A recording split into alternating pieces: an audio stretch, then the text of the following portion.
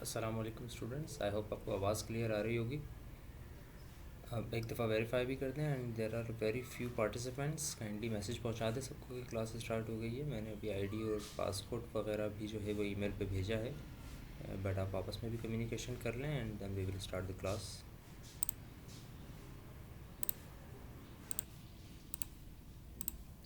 चलें जी, स्टार्ट करते हैं। आहिस्ता आहिस्ता ज्वाइन कर लेंगे। आई होप बाकी भी जैसे जैसे ईमेल्स या मैसेजेस देखते जाएंगे। अच्छा, ये हमारी जो क्लास है, बेसिकली जिस तरह से मैंने ईमेल में भी आपको बताया था कि this is the makeup class of the Thursday class that we have missed. सही। साथ साथ वेरीफाई भी कर देना अगर मैं सही कह रहा हूँ। कहीं मैं गलत हूँ तो मुझे बता देना कि यहाँ पर मैं गलत हूँ, because you guys have two sections and I am teaching you two of the courses, so I get confused कि किस सेक्शन की कौन से कोर्स की क्लास हुई थी और कौन से की नहीं। So according to my thinking, आपकी थर्सडे को जो क्लास होनी थी वो नहीं हुई थी। लास्ट थर्सडे यानी कि 26 नवंबर को उसकी मेकअप क्लास हम अभी ले रहे हैं, मंडे को 9 to 11। एंड आपकी कल आई थिंक एक और क्लास है, जो कि रेगुलर क्लास है, and that is of software engineering. और वो हमारी रेगुलर ही होगी। लेकिन साथ ही साथ थर्सडे को जो हमारी क्लास होनी थी, आई थिंक यही डिस्क्रीट स्ट्रक्चर की अपकमिंग थर्सडे को, which is the I think 3rd of December और 2nd of December, वो हमने शिफ्ट कर दी है एक दिन पहले, विच इज़ वेडनेसडे। सो इन 3 दिनों में हमारे मुसलसल 3 क्लासेस होंगी मुख्तलिफ़ कोर्सेज़ की। आज हमारी डिस्क्रीट की है, कल आई थिंक हमारी क्लास सॉफ्टवेयर इंजीनियरिंग की होगी, और उसके बाद हमारी क्लास दोबारा रेगुलर जो है हमारी डिस्क्रीट की होगी, जो कि थर्सडे वाली है, which will be on Wednesday. अच्छा, आप लोगों का जब सॉफ्टवेयर इंजीनियरिंग की क्लास हुई थी, जो कि रेगुलर टाइम पे हुई थी, I am sure last week Tuesday को, उसके अंदर आई थिंक क्विज़ हुआ था, इज़ दैट राइट?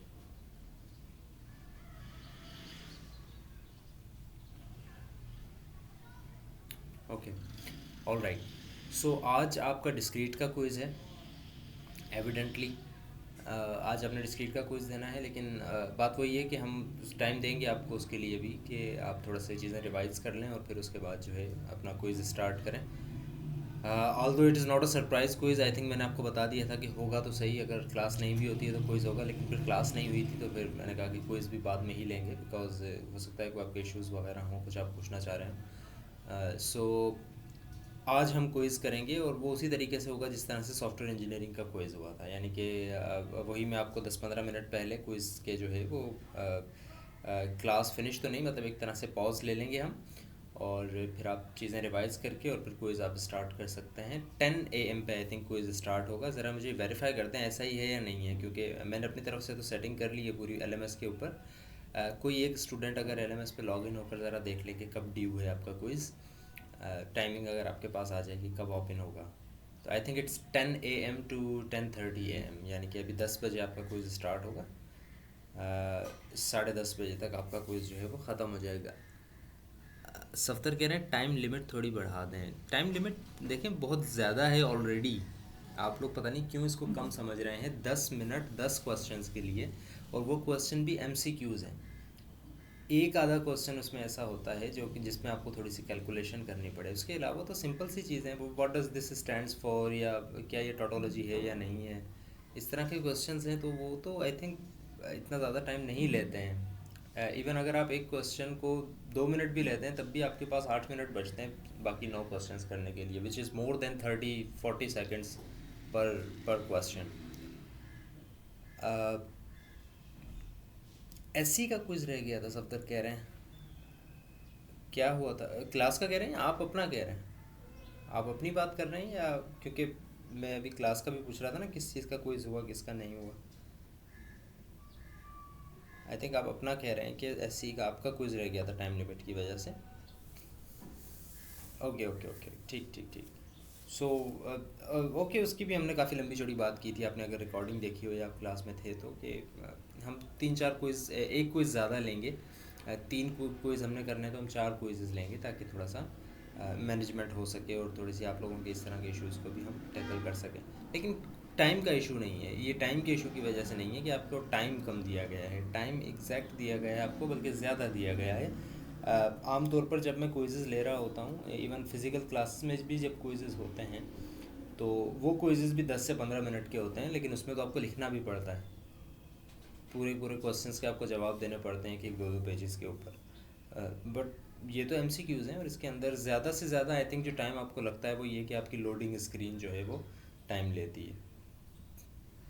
और ये जो इतने सारे मिनट्स रखे गए हैं इसीलिए रखे गए हैं, वरना इन माय ओपिनियन अगर किसी ने थोड़ा सा भी पढ़ा है ना, मैं उस स्टूडेंट की बात नहीं कर रहा, इसको सब कुछ आता है, अगर किसी ने थोड़ी सी भी स्टडी की है या इवन स्टडी नहीं की, उसने क्लास में भी थोड़ा सा गौर से पढ़ा है, तो आई डोंट थिंक कि उसको 10 क्वेश्चंस करने के लिए 4 से 5 मिनट से ज़्यादा चाहिए। ये जो 10 मिनट हैं ये इसीलिए हैं कि आपकी लोडिंग स्क्रीन कभी कभी टाइम ले लेती है या इस तरह के इश्यूज आ जाते हैं। सो आज हम वी विल ट्राई कि हम कुछ टॉपिक्स को और कवर कर लें, या एटलीस्ट जो टॉपिक हमने स्टार्ट किया हुआ है हम उसको कवर कर लें, और फिर हम क्विज़ की तरफ बढ़ें, ताकि जब हम नेक्स्ट क्लास में आएँ, यानी कि वेडनेसडे वाली क्लास में, तो उसके अंदर हम 100% दे सकें अपने नए टॉपिक को। तो आई थिंक हमने नेक्स्ट जो टॉपिक स्टार्ट किया हुआ था, that topic was of proof I think. I hope आपको स्क्रीन नज़र आ रही होगी। दैट गोज़ विदाउट सेइंग कि you would have to verify if आपको स्क्रीन नज़र आ रही है सही से। तो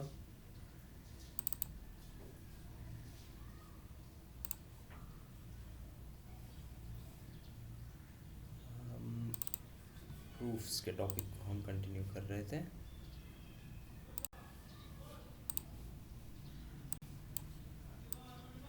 यस एग्जैक्टली यही टॉपिक थे।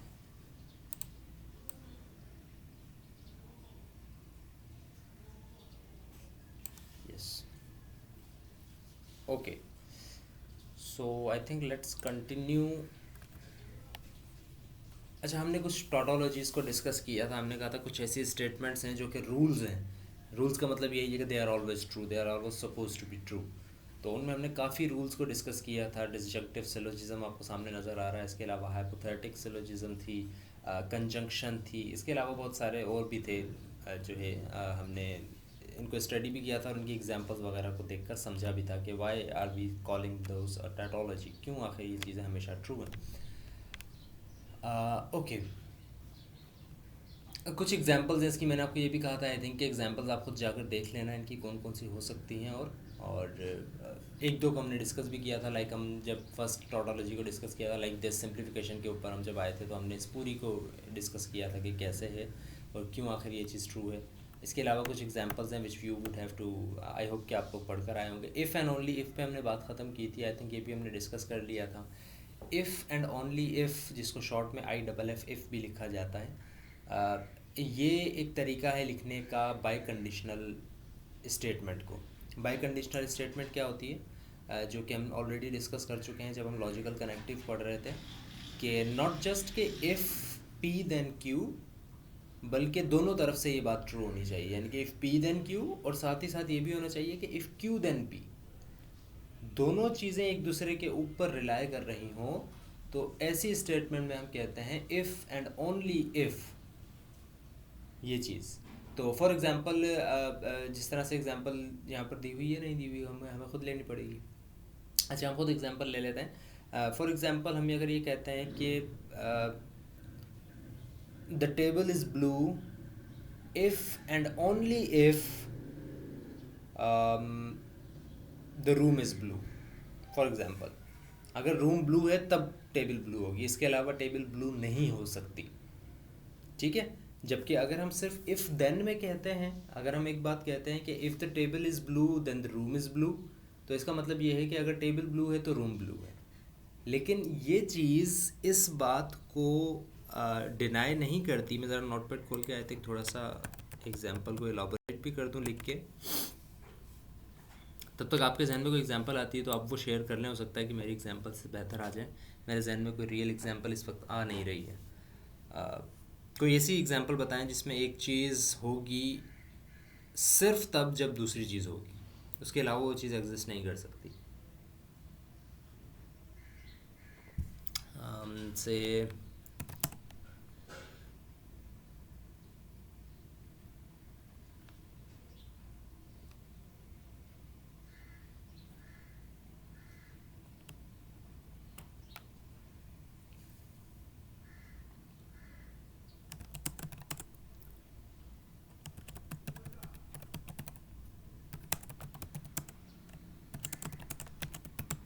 अच्छा हाँ, यहाँ पर देखें अब ज़रा, if I am Pakistani then I am Asian, this is your P and this is your Q, if I am Pakistani then I am Asian, ये आपकी सिंपल इम्प्लीकेशन है, if P then Q. But अगर मैं ये कहता हूँ इफ़, या चलें अगर मैं ये कहता हूँ आई am Asian if and only if I am Pakistani. अब ये वाली स्टेटमेंट देखें तो ये वाली स्टेटमेंट सही नहीं है। क्या मैं एशियन सिर्फ तभी हूँगा जब मैं पाकिस्तानी हूँ? यस या नो में जवाब दें।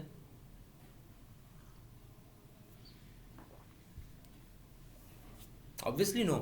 You can be an Asian when you are Chinese, when you are Indian, तो you can be an Asian then. So it means कि यहाँ पर if and only if ये दोनों तरफ से स्टेटमेंट ट्रू नहीं है, ठीक है। दोनों तरफ से स्टेटमेंट ट्रू होने का मतलब ये है कि इस स्टेटमेंट को जो ऊपर मैंने लिखी I am Asian if I am Pakistani, it is equal to I am Asian if I am Pakistani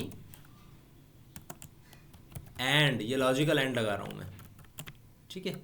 और यही चीज़ मैं दोबारा लिखता हूँ but in reverse order.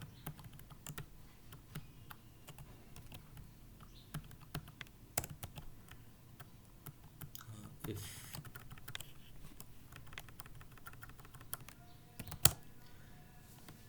I am Asian if I am Pakistani and I am Pakistani if I am Asian, ठीक है। या अगर इस इफ़ को मैं थोड़ा सा इस सिचुएशन में लिख दूँ, यानी कि कंडीशन पहले लिख दूँ और फिर इम्प्लीकेशन उसकी बाद में लिखूँ, तो आई एम एक्चुअली सेइंग कि I am if I am Pakistani then I am Asian, control X, then I am Asian, and साथ ही साथ if I am Asian then I am Pakistani. तो ये वाली जो स्टेटमेंट है जिसको हम बाई कंडीशनल कहते हैं, इसको हम बाई कंडीशनल इस वजह से कहते हैं क्योंकि ये सिर्फ और सिर्फ ये नहीं कहती कि if I am Pakistani then I am Asian, बल्कि ये साथ साथ ये भी कहती है कि if I am Asian then I am Pakistani.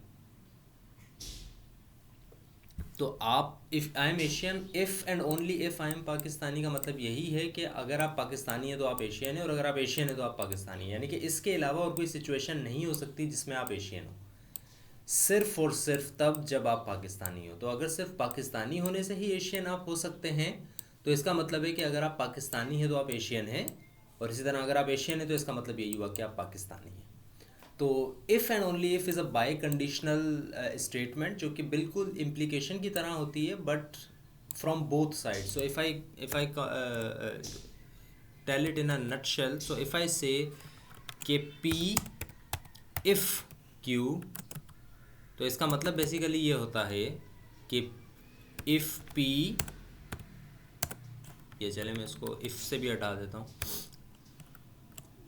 If P then Q and, logical and, notepad के अंदर मैं उस तरह के सिंबल्स यहाँ पर यूज़ नहीं करना चाह रहा, Q and Q then P.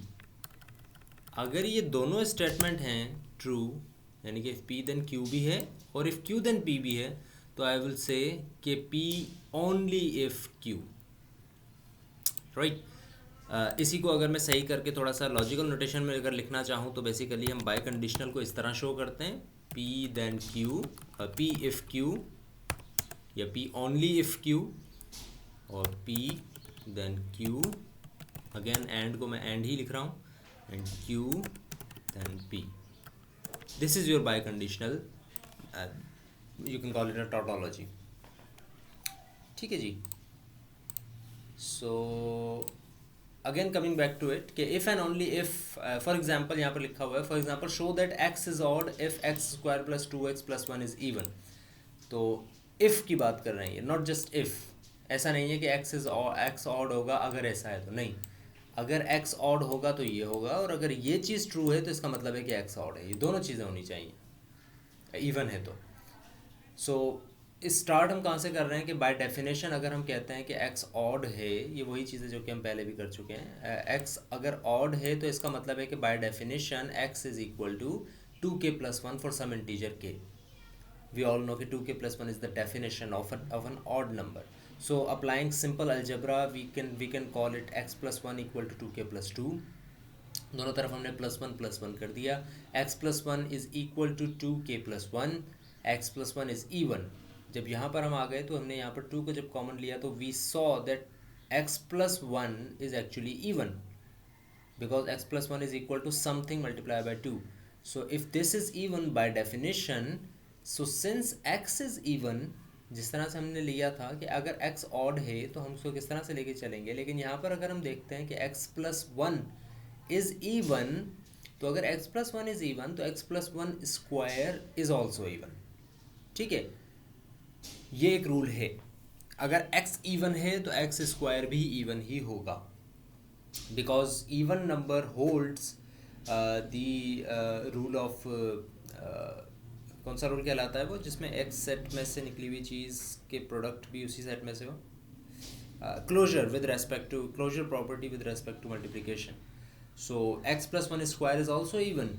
सो अगर x plus one whole square को अगर मैं ओपन करता हूँ तो it becomes x square plus 2x plus one is even, which proves that x, if x is odd then x square plus 2x plus 1 is even. There is no way कि ये चीज़ odd हो सके because we applied the simple algebra. यहाँ पर कोई ऐसा rule नहीं है जो कि मैंने गलत फॉलो किया और मैं कह रहा हूँ कि ये इवन है. तो अगर मैं सब सही फॉलो करता हुआ आ रहा हूँ तो मेरे पास अगर एक नंबर इवन आ जाता है तो it's always going to be even. ये कभी नंबर ऑड नहीं आ सकता क्योंकि मैंने x की वैल्यू पुट नहीं की है अभी तक और मैंने x को अज्यूम कर लिया है कि it is odd. So this is I have proven कि अगर x ऑड है तो क्या होगा. कुछ रिमाइंडर आपको बता रहा हूँ मैं आगे बढ़ने से पहले कि हमने कुछ टोटोलॉजीज़ को डिस्कस किया हुआ है, मॉडस पोनेंस को, मॉडस टॉलरेंस को. अब एक चीज़ पे आते हैं हम जिसको कहा जाता है फैलेसी. फैलेसी का मतलब ये होता है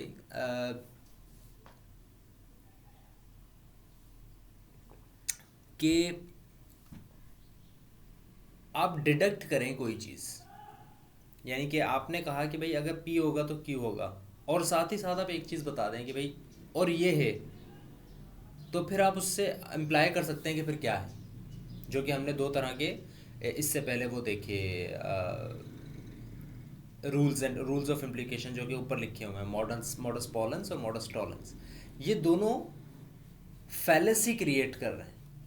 फैलेसी क्या क्रिएट कर रहे हैं, इनका असल मकसद तो ये है कि ये बता रहे हैं कि P देन Q, लेकिन मॉडस पोनेंस से कह रहा है कि P देन Q तो है लेकिन साथ ही साथ P भी है, जिससे हम ये अंदाज़ा लगा सकते हैं कि फिर Q है. इसी तरह से मॉडस टॉलेंस क्या कहता है, वो भी यही कहता है कि P देन Q है, लेकिन वो ये बताता है कि Q नहीं है, जिससे हम ये अंदाज़ा लगा सकते हैं कि फिर P भी नहीं है. तो ये चीज़ जिससे आप एक स्टेटमेंट की ट्रूथनेस की बेस के ऊपर फिर दूसरे की एग्जिस्टेंस के ऊपर डिसाइड करें कि एक चीज़ एग्जिस्ट कर रही है या नहीं कर रही, इस चीज़ को कहा जाता है फैलेसी, जो कि आपको यहाँ पर दोबारा नज़र आ रही है. ठीक है, इसको थोड़ा सा और डिटेल में पढ़ लेते हैं. Sometimes bad proofs arise from illegal operations rather than poor logic. अब ये कुछ फैलेसीज होती हैं, कुछ ऐसे रूल्स और रेगुलेशंस होते हैं जो कि हम फॉलो तो करते हैं लेकिन हमारा रिजल्ट गलत आ जाता है. ऐसी चीज़ों को कहा जाता है फैलेसी. यानी कि एक तो बात ये हो गई कि आपने जो है फैलेसी उसको क्रिएट किया कि आपने बताया कि क्या नहीं है, ठीक है, या क्या है कुछ स्टेटमेंट्स की बेस के ऊपर. बट फैलेसीज जब क्रिएट हो जाती हैं जब आप इसी चीज़ को अप्लाई करने की कोशिश करते हो कि क्या है और क्या नहीं है, लेकिन गलत प्रूफ की तरफ आ जाते हो आप. जैसे कि आपको यहाँ पर नज़र आ रहा है कि ultimately 2 is equal to 1. This is your reading assignment, you would have to work on it. Why is 2 equals to 1? I will give you a minute. देखें इसमें कोई ऐसी स्टेटमेंट नहीं है जो कि गलत की गई हो.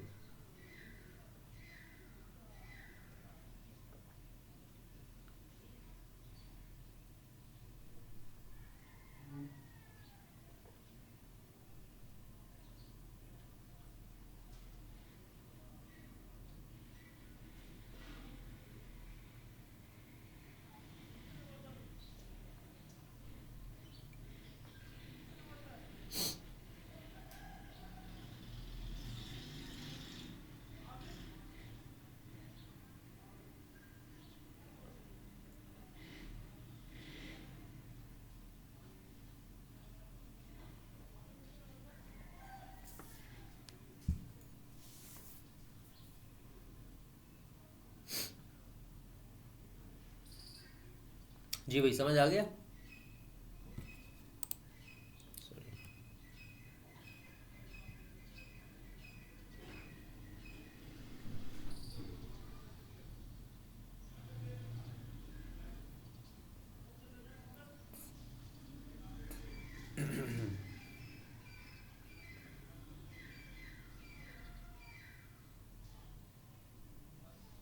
अब इसमें कोई ऐसी चीज़ नहीं है जो कि हमने गलत की हो, मैथमेटिकल रूल्स को फॉलो ना किया हो। सारे रूल्स साइड में लिखे हुए हैं। फैक्टराइजेशन की है, एडिशन की है, डिवाइड डिवीजन की है, but two is equal to one आ रहा है, विच इज़ वी नो कि ये चीज़ सही नहीं है। So what is wrong with this proof, that you have to study. और नेक्स्ट क्लास में इट विल बी गुड अगर आप शेयर करें मुझसे कि क्यों आखिर ये चीज़ टू इक्वल टू वन आ रही है। अच्छा, अब आते हैं प्रूफ के तरीके। बहुत सारे हैं, बहुत सारे तरीक़ों से हम चीज़ों को प्रूव कर सकते हैं। जैसे कि अगर मैं आपको बताऊं कि भाई this is a mobile phone, so और why can this is written this is E. क्यों ये ई है, मैं इसको प्रूव कर सकता हूँ क्यों ये ई है, क्योंकि ऑक्सफोर्ड डिक्शनरी के अंदर इसको ई कहा गया है। दुनिया की हर बुक में इसको ई पढ़ा जाता है। कोई ऐसी बुक नहीं है जिसमें इस साइन को ई के बजाय कुछ और कहा जाता हो। तो इसलिए मैं कह सकता हूँ कि ये ई है। तो मैंने कुछ रूल्स एंड रेगुलेशंस को फॉलो करते हुए, कुछ एग्जिस्टेंस को दिखाते हुए मैंने कुछ आपको प्रूव कर दिया कि दिस इज़ ई। इसी तरह बहुत सारे तरीके हैं किसी चीज़ को प्रूव करने के। So rules of inference can be extended in a straightforward manner to quantified statements. So अभी जितने भी हमने रूल्स ऑफ इन्फेरेंस देखे हैं ना, रूल्स ऑफ इम्प्लीकेशंस जो कि अभी हमने देखे हैं कि अगर ऐसा है और ऐसा है तो फिर ऐसा है, जिस तरह से भी हमने देखे सारे के सारे टोटोलॉजीज जिस तरह की हमने देखी हैं, अभी मॉडस पॉलेंस हो गई, सिलोजिज्म्स हो गए, ये जितनी भी हमने देखी हैं, इनको यूज़ करते हुए अब हम चीज़ों को प्रूव करेंगे। राइट जिस तरह से एक आधे प्रूफ हमने किए भी थे रफली कि भाई अगर पी एंड क्यू और साथ ही साथ पी क्यू देन आर है तो इसका मतलब है पी देन आर है। तो ये हमने प्रूव कर दिया ना कि पी देन आर है, क्योंकि पी देन क्यू है और क्यू देन आर है। तो इसी तरह से बहुत सारे तरीके हैं, कुछ हम ऑलरेडी कर चुके हैं। इन टोटोलॉजीज़ को यूज़ करते हुए we will try to prove things in mathematics और in any other walk of life. So सबसे पहली चीज़ universal instantiation. Given the premise, ये पढ़ रहा हूँ मैं, given the premise that for all x p of x is true and c is a member of, this sign is for a member of, आपने sets पढ़े होंगे, you know that c is a member of universe of discourse, which means it is a value that is yielding true in p of x. So where UOD is the universe of discourse, we conclude that p of c holds. सो इसमें बात basically ये की जा रही है कि अगर हम कहते हैं कि for all X P of X is true, और हम ये कहते हैं कि सी यूनिवर्स ऑफ डिस्कोर्स में है, तो इसका मतलब है कि पी ऑफ सी भी ट्रू है। पी ऑफ सी होल्ड्स का मतलब यही है कि पी ऑफ सी ट्रू है।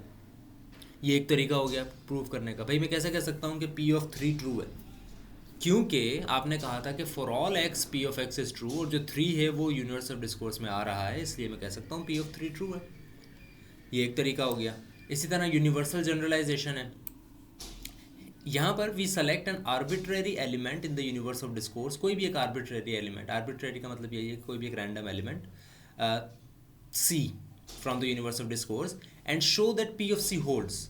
We can therefore conclude that for all X P of X holds. So what are we going to do in this type of proof कि हम बजाय इसके कि सबसे पहले कहें कि for all X P of X is true, हम यूनिवर्स ऑफ डिस्कोर्स यानी कि जिसको आपने कहा है कि इस पे सारी वैल्यूज़ ट्रू आ रही हैं, आपने कहा है, अभी प्रूव नहीं किया है, आप ये कह रहे हैं कि इस सेट में जितनी भी वैल्यूज़ हैं उन सब के लिए पी ऑफ एक्स ट्रू है। ठीक है, या फॉर एग्जांपल आप कहते हैं क्लोज्ड बॉक्स है, उसके अंदर बहुत सारी बॉल्स हैं, और आप ये कहते हैं कि उसके अंदर सारी रेड बॉल्स हैं। ठीक है, उसके अंदर सारी रेड बॉल्स हैं। तो इसको प्रूव आप कैसे कर सकते हैं? आप ये कह सकते हैं कि मैं देखूंगा नहीं और मैं बॉक्स में हाथ डालूंगा, कोई भी एक बॉल निकालूंगा, आप देख लीजिएगा कि वो रेड है, या जो भी आपने कलर का है कि सारी बॉल्स वैसी हैं। तो आप प्रूव कैसे करेंगे? आप प्रूव आप यूनिवर्सल जनरलाइजेशन से कर रहे हैं। आप ये कह रहे हैं कि मैंने एक सी निकाला यूनिवर्स ऑफ डिस्कोर्स में से, and if that is true, that is holding, so I can say कि इस बॉक्स में सारी की सारी रेड बॉल्स हैं। That is universal generalization. Then there is existential instantiation और existential generalization. ये दोनों चीज़ें भी उसी तरह हैं जिस तरह यूनिवर्सल की हैं दोनों चीज़ें, यानी कि थोड़े से रिवर्स ऑर्डर में है। Given the premise that for some x p of x holds, we simply give it a name c and conclude that p of c holds. So अगर हम कहते हैं कि for some x p of x holds तो हम सिर्फ कहेंगे कि भाई सी है, एक्स नहीं कहेंगे। फॉर सम एक्स है ना, अगर अगर फॉर सम एक्स है तो हम कहेंगे कि भाई for some C it holds, कि भाई पी ऑफ सी तो होल्ड करेगा ही, because that C is the sum part of that x universe of discourse that you are talking about. और सिमिलरली अगर मैं जनरलाइजेशन की तरफ आता हूँ तो यही चीज़ मैं उलट कर दूंगा। मैं पहले ये अज्यूम करूंगा कि P of C holds, we establish that P of C holds for a specific C. अब यहाँ पर स्पेसिफिक आ जाएगा because it is not for all C, and then we will say के okay this is going to be your P of X. Similarly वही box वाली example अगर मैं लेता हूँ और मैं कहता हूँ कि इसमें से कुछ बॉल्स रेड है और मैं उसमें से रेड बॉल ही निकालता हूँ, तो मैं कहूँगा कि देखें ये एक रेड है ना, इसका मतलब है कि मेरी बात सही है कि इसमें से कुछ बॉल्स रेड हैं, बाकी सारी बेशक ब्लू हों, लेकिन कुछ वाली बात मैंने ट्रू कर दी। इसी तरह तो स्पेसिफिक की तरफ आऊँगा, मैं रैंडमली कोई आर्बिट्रेरी चीज़ नहीं उठाऊँगा। तो ये एक बड़ा अच्छा फ़र्क है इन दोनों क्वान्टिफायर्स के थ्रू प्रूव करने में कि यूनिवर्सल जनरलाइजेशन की तरफ अगर आप आते हैं तो यू कैन से कॉन्फिडेंटली कि मैं कोई भी रैंडम बॉल उठाऊंगा तो दैट कैन प्रूव कि सारी बॉल्स रेड हैं। लेकिन एग्जिस्टेंशियल में you would have to look for the that ball जो कि आप कह रहे हो कि देर आर सम बॉल्स जो कि रेड हैं। ठीक है, so this is some of the way, one of the way जो कि आप क्वान्टिफायर्स को यूज़ करते हुए प्रूव कर सकते हैं। बट नॉट जस्ट दैट, इसके अलावा बेतहाशा तरीके हैं चीज़ों को प्रूव करने के, और उन्हीं की तरफ हम आज आएंगे। कुछ एग्जांपल्स हैं, ये आप खुद जाकर देख लेना। ये हैं कुछ types of proofs and these are very fascinating अगर आप थोड़ा सा इंटरेस्ट लेकर इनको देखें, because these are the things that we use in daily life. We just want to use and understand those things in a very formulated way. Okay, our meeting is going to end in 10 minutes. You will have to rejoin. I will keep continuing. We'll try कि हम इन 10 minutes के अंदर जो है वो एक दो proofs के टाइप्स हम देख लें, मीटिंग रीज्वाइन करके, और फिर मैं जो है वो आप लोगों को दे दूंगा टाइम अपने क्विज़ की तैयारी के लिए। आई थिंक 9:33 हो रहे हैं, 9:45 तक या 9:50 पे मैं आपको कह दूंगा। Is that okay? आपको 10 minute, I think that will be okay. 10 minute अगर आपको मिलेंगे तो यस या नो बता दें, या फिर हम रीज्वाइन ही ना करें मीटिंग और आप सिर्फ क्विज़ के बाद ही ज्वाइन करें 10:30 पे। व्हाट डू यू गाइस से?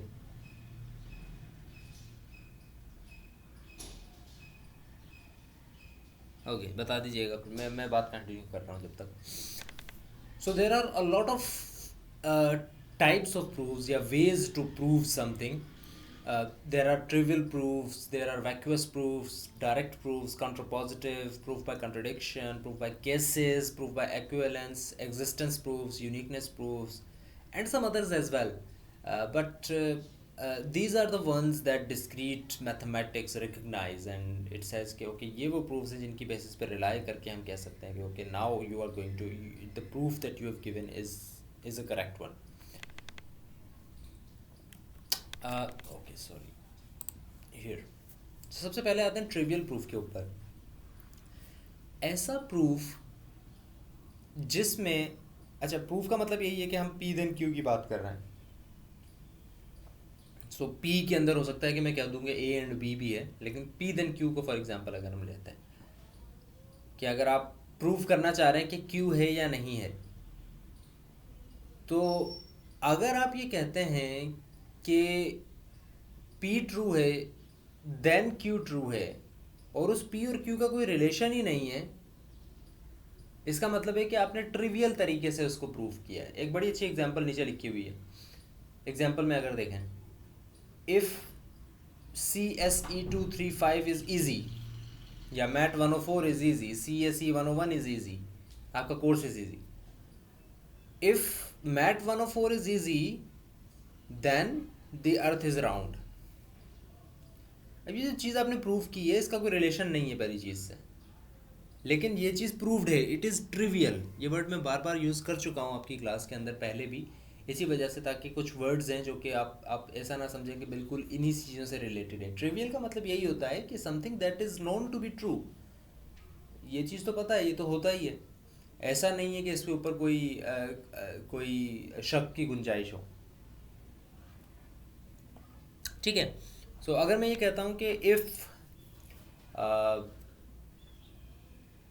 if my name is for example, if my name is Ahmed, then today is Monday. सो इन दोनों का रिलेशनशिप कोई नहीं है. आपके नाम से क्या रिलेशनशिप हो सकता है कि आज दिन क्या है, ठीक है. लेकिन आज दिन मंडे है ही, लेकिन आपकी प्रेमिस की वजह से वो ट्रू नहीं है, वो ऑलरेडी ट्रू है. तो ऐसी चीज़ जब आप प्रूव करना चाहें तो इसको कहा जाता है ट्रिवियल प्रूफ. तो a trivial proof can be given without when the conclusion is shown to be always true. It is always true.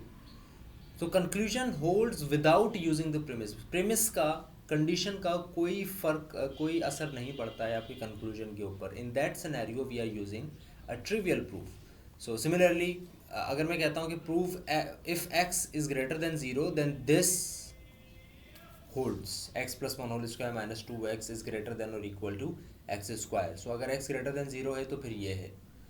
But in this scenario अगर मैं इसको प्रूव करने बैठ जाऊँ तो ये इस तरह से प्रूव होगा. यानी कि आप सिंपली इसको सिंप्लीफाई कर रहे हो और कोई आप ऐसी चीज़ नहीं कर रहे हो जो कि आपने क्या कहते हैं बात करनी हो गलत, या आपने कोई गलत ऐसी चीज़ इस्तेमाल की हो जो कि नोन टू बी ट्रू ना हो.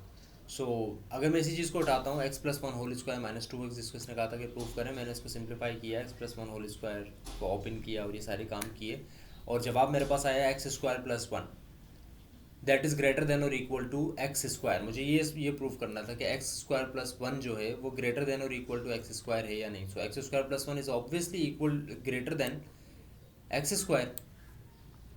ये चीज़ तो नॉन टू बी ट्रू है. अगर आप something is always less than something plus 1, ठीक है, कोई भी ऐसी चीज़ नहीं इसमें प्लस 1 करूँ और वो चीज़ कम हो जाए. जब भी मैं प्लस 1 करूँगा ज़्यादा ही होगी. तो ये चीज़ तो ट्रिवियल है. X square plus 1 is greater than और equal to x square. It doesn't only hold जब x greater than 0. Less than 0 हो तब भी होगा, ग्रेटर देन 0 हो तब भी होगा, 0 हो तब भी होगा, इमेजिनरी हो तब भी होगा. तो हर सिचुएशन में जब ये हो रहा है तो इसका मतलब है कि प्रेमिस के ऊपर होल्ड नहीं कर रही है ये चीज़ ऑलवेज ट्रू है.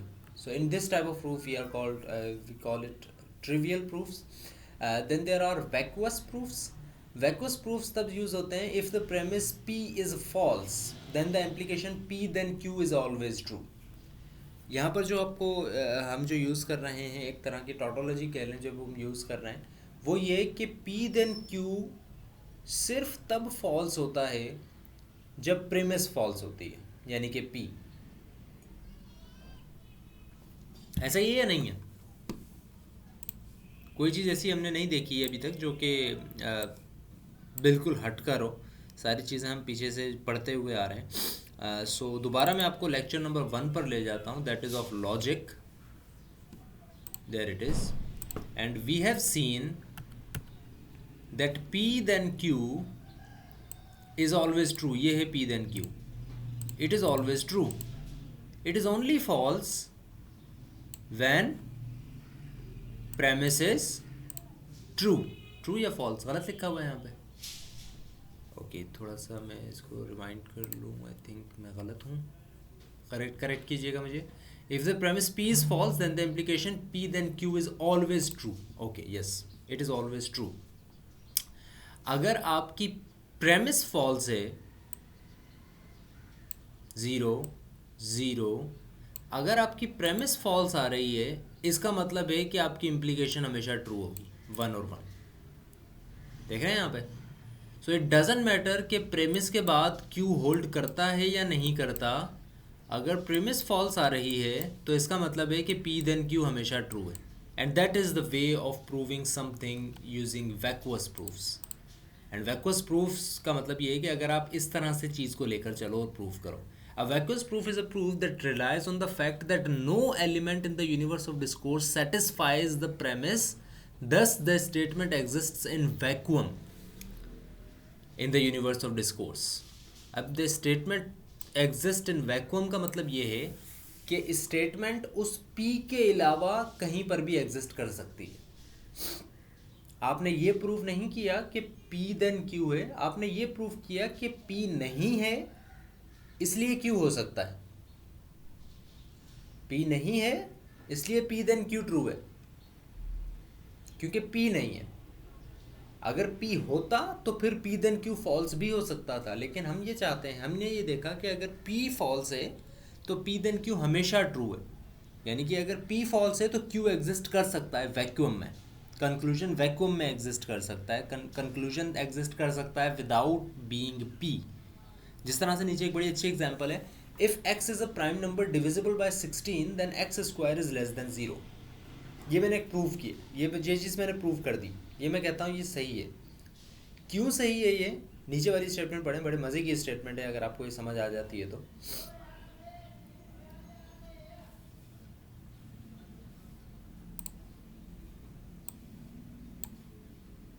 इट्स सेइंग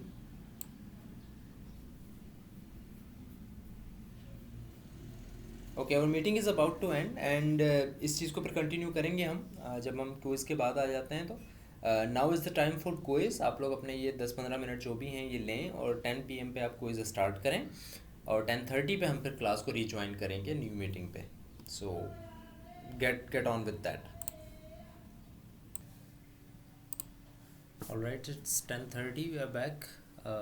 पार्टिसिपेंट्स ने ज्वाइन नहीं किया अभी तक। यस रिजवान, क्या कह रहे हैं, कैन यू राइट?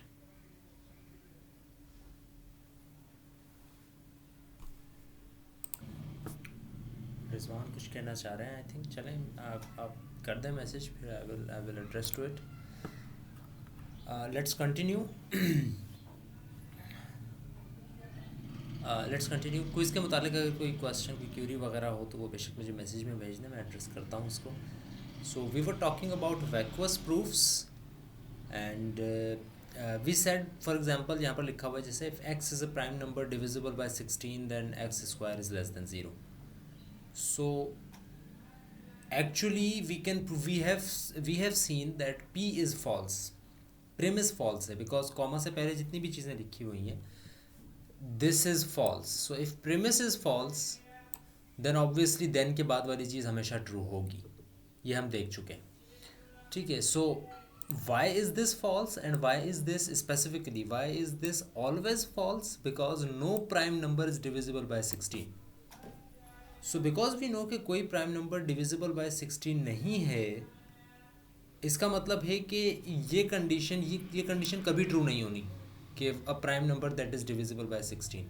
सो अगर ये कभी ट्रू नहीं होनी, so we have seen in the truth table a few minutes earlier कि जब प्रेमिस फॉल्स होती है तो देन के बाद वाली चीज़ यानी कि इम्प्लीकेशन हमेशा ट्रू होती है। तो प्रेमिस चूँकि हमेशा फॉल्स हो रही है, इसका मतलब है x square is less than 0 going to be true always.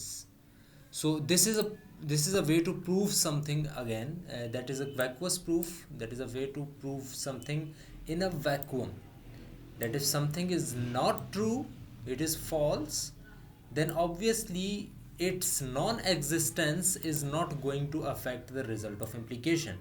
So we can say that this is true in vacuum because we are not talking about anything other than this, we are just talking about this, and if this is false we can say this is true. Doesn't mean what x is, doesn't matter what x is.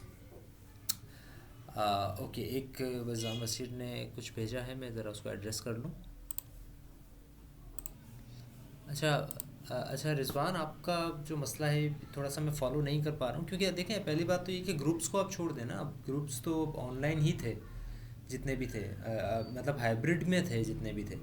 अब तो चूंकि online आ गए तो groups की discussion तो आप छोड़ दें कि आप कौन से ग्रुप में हैं, कि आपको फिज़िकल आना है या आपको ऑनलाइन लेना है। अब तो सबने ऑनलाइन लेना है। सवाल ये है कि आप सेक्शन किस में हैं, तो आप CMS के ऊपर किस सेक्शन में आप इसको देख लें, और आप LMS के ऊपर भी उसी सेक्शन में होने चाहिए। आपने क्विज़ कहीं और दे दिया है और आप इनरोल कहीं और पर हैं, तो इस मसले को आप ख़ुद देख लें कि CMS पे आप कहाँ इनरोल हैं। जिस सेक्शन में आपका नाम आ रहा है CMS के ऊपर, उसी के ऊपर आपने A में भी इनरोल, उस LMS पे भी इनरोल होना है और उसी के साथ क्विज़ेस देने हैं। अब तक अगर आपने दूसरे सेक्शन के साथ दे दिए तो मैं कंसिडर कर लूँगा, लेकिन मुझे ईमेल कर दें या अपनी इनरोलमेंट वगैरह जो हैं उनको थोड़ा सा मैनेज करें ताकि आप उसी सेक्शन में रहें जिसमें आप CMS में हैं। So continuing with our lecture, vacuous proof की हम बात कर रहे थे। तो this is a way to prove something when it is more or less like this trivial proof, यानी कि कंक्लूजन का ऐसा कोई ख़ास रिश्ता नहीं है प्रेमिस के साथ, बट इन दिस रिश्ता ये है, इसका रिलेशनशिप ये है प्रेमिस के साथ कि प्रेमिस फॉल्स होने पे हम ये ट्रू कर रहे हैं इम्प्लीकेशन को। This is a way to prove something in a vacuum. And then there are direct proofs जो कि एक्चुअल प्रूफ्स जो कि हम कर रहे हैं. रिकॉर्डिंग हो रही है Saeed Mohammad Shah. Then there are direct proofs जो कि हम यूजुअली कर रहे होते हैं, यानी कि हम एक स्टेप्स और सीक्वेंस बताते हैं कि because this then this then this then this then we can say कि अच्छा दिस इज़ ऑलरेडी प्रूफ्ड. जिस तरह से अभी हमने थोड़ी देर पहले एक्स स्क्वायर अगर ऑड है तो फिर वो क्या होगा, इसको हमने देखा. Where did it go, this one.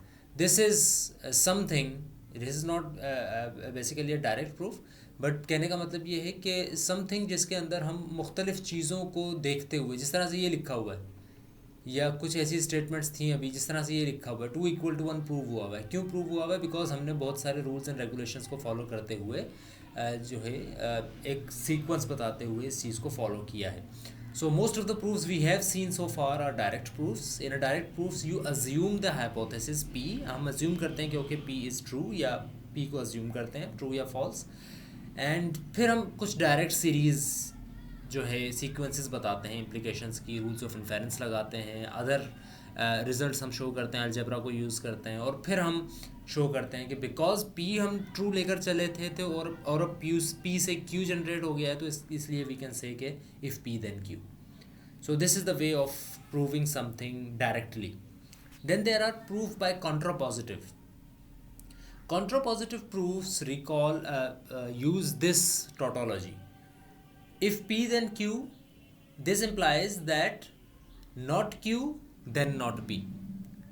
ये चीज़ हम देख चुके हैं इससे पहले भी, ये किसी उसमें आई थी, आई थिंक किसी टोटोलॉजी में आई थी. कैन यू रिमाइंड मी किस टोटोलॉजी को हम एक्चुअली ये कहते हैं, किस टोटोलॉजी में इस चीज़ की डिस्कशन हुई थी? P then Q, not P.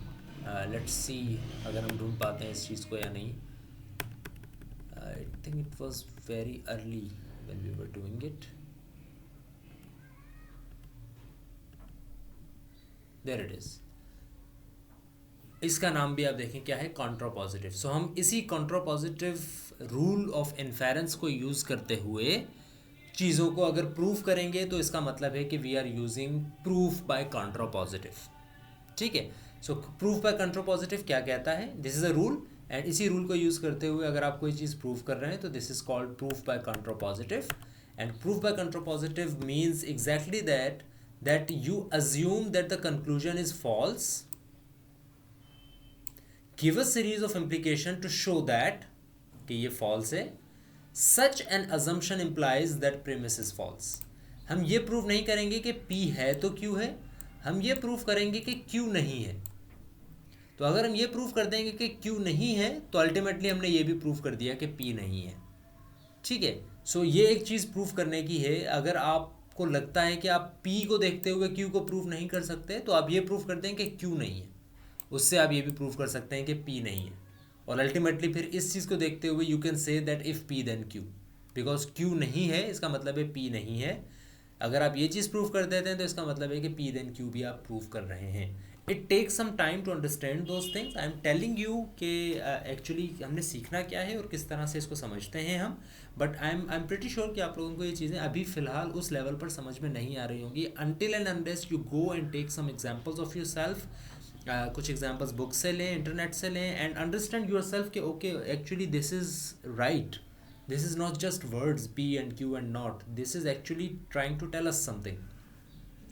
So this is when you want to prove something by contrapositive. This is called an indirect proof as well. That you don't start by P and end at Q. You start by not Q and then end at not P, which basically proves that P is then Q. कुछ example हैं इसकी, ये भी आप देख लीजिएगा. Okay. Then there is proof by contradiction.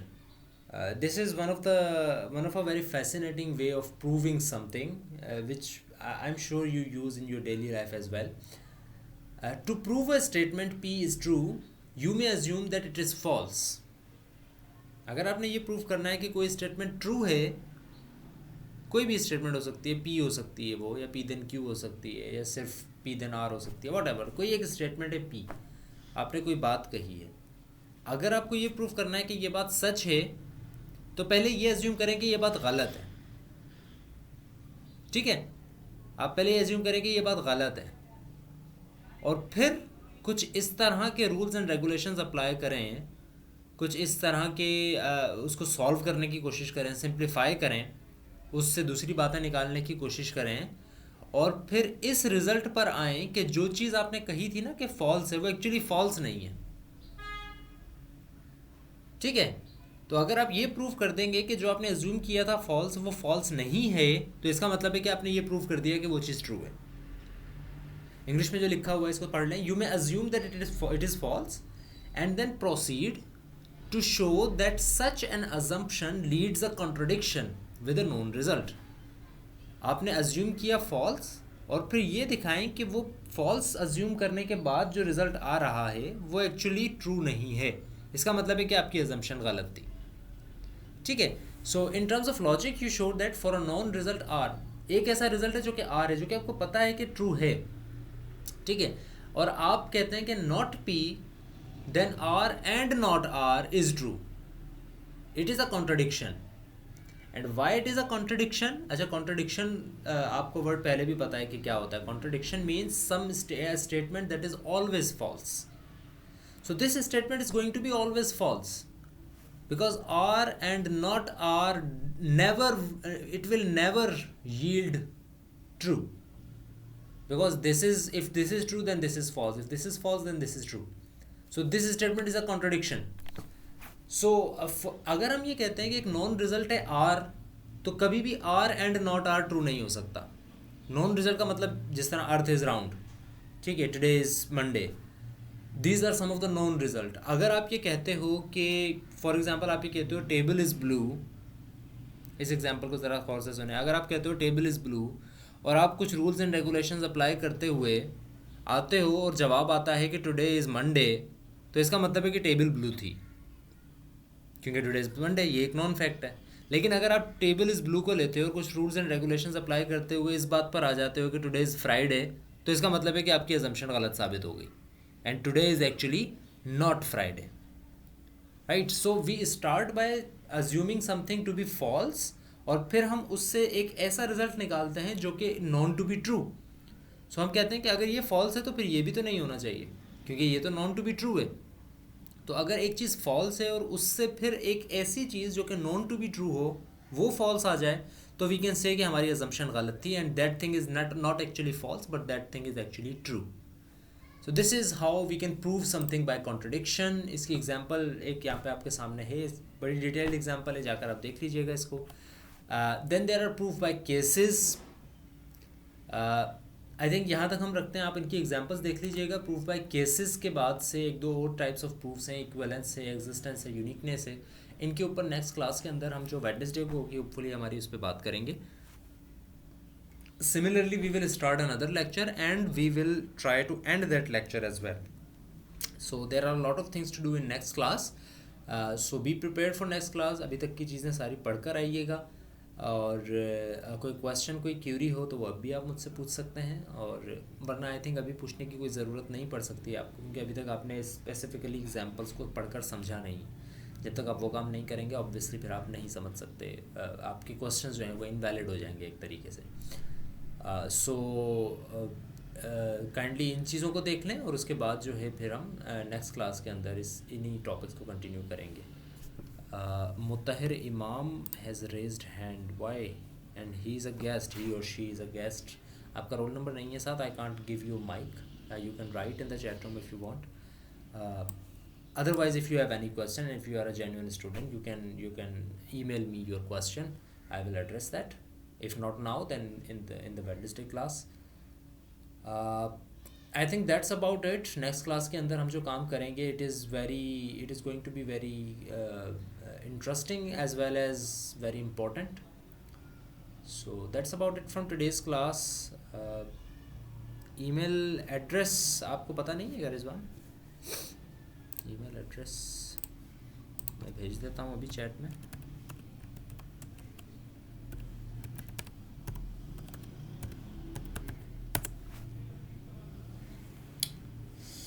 Communication के लिए आप ये रखेंगे। दूसरी जो भी ईमेल है आपकी, जब मैं वो असाइनमेंट सबमिशन के लिए है, वो असाइनमेंट्स में जब सबमिट करवाता हूँ तो उसके ऊपर लिख देता हूँ। कम्युनिकेशन में अगर आपने कोई करनी है तो वो आप zubair@smiu.edu पर कर दें, इस पर असाइनमेंट आप बिल्कुल ना भेजें, कुछ की अभी भी मेरे पास असाइनमेंट आई हैं जो कि मैं नहीं देना चाह रहा। ठीक है, so that's about it. Next class में इंशाल्लाह मिलते हैं। कल भी हमारी एक क्लास है, that is of software engineering I think, and then discrete की हमारी वेडनेसडे को होगी। So thank you very much, see you then.